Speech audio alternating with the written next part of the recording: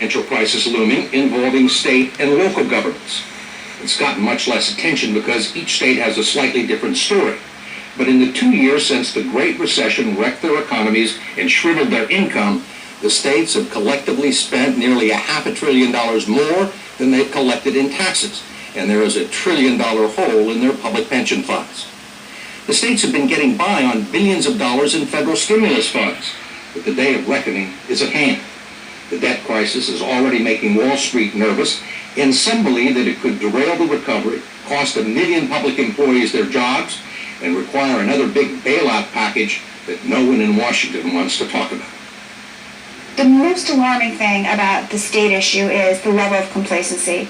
Meredith Whitney is one of the most respected financial analysts on Wall Street and one of the most influential women in American business. She made her reputation by warning that the big banks were in big trouble long before the 2008 collapse. Now she's warning about a financial meltdown in state and local governments. It has tentacles as wide as anything I've seen. I think next to housing, this is the single most important issue in the United States and certainly the largest threat to the U.S. economy. Why aren't people paying attention? Because they don't pay attention until they have to. Whitney says it's time to start. The money that we take in, that's all the money we can spend. California, which faces a $19 billion budget deficit next year, has a credit rating approaching junk status. It now spends more money on public employee pensions than it does on the state university system, which had to increase tuition by 32%.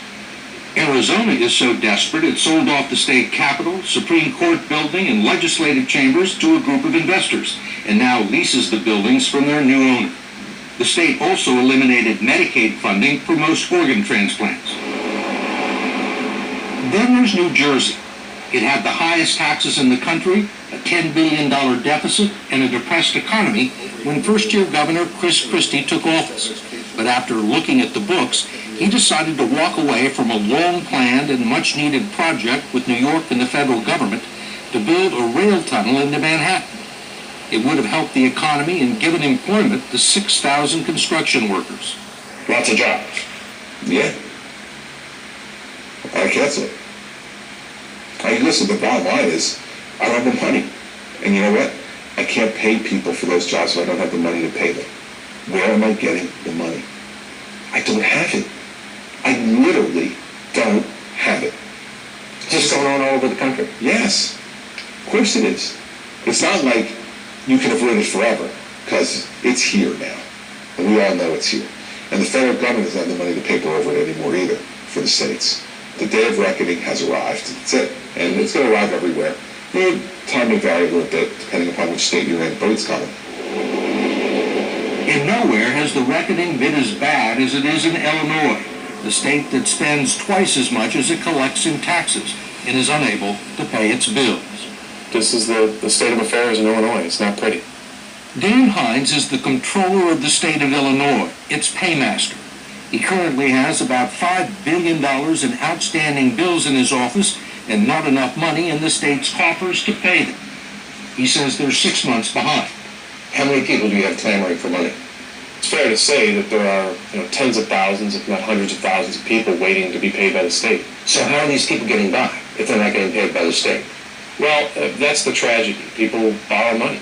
They borrow in order to get by until the state pays them. They're subsidizing the state. They're giving the state a float.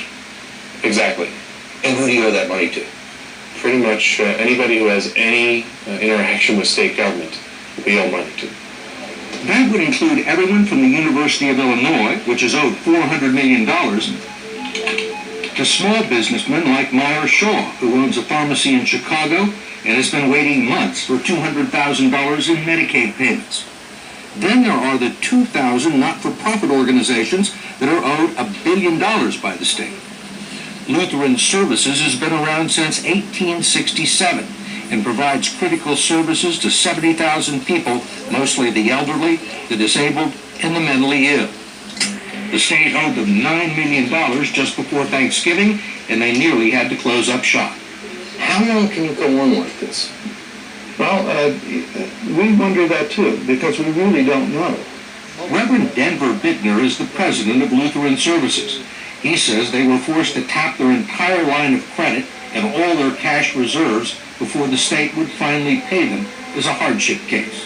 It has to be that you've sold off all of your assets, you have borrowed from everybody you could borrow from, and then we'll think about it. Even though they owe you the money. Even though they owe us the money.